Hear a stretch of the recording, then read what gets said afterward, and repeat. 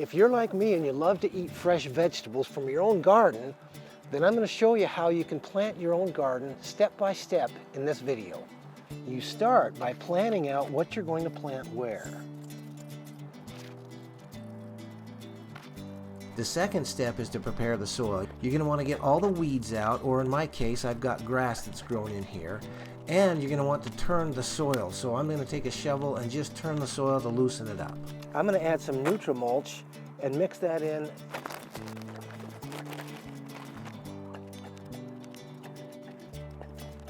The last thing I'm going to do to prepare the soil is to mix in a little bit of vegetable fertilizer.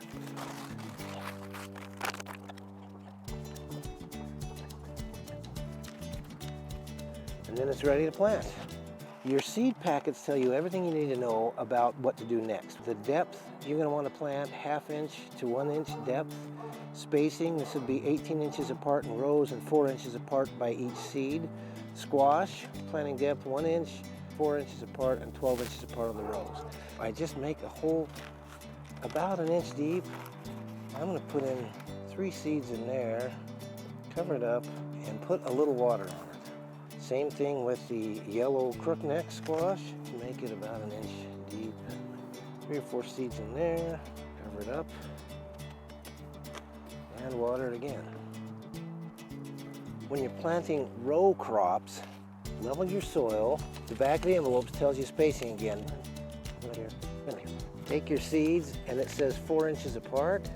You can plant them like 2 inches apart and then thin them as they start growing, because not all of them will grow.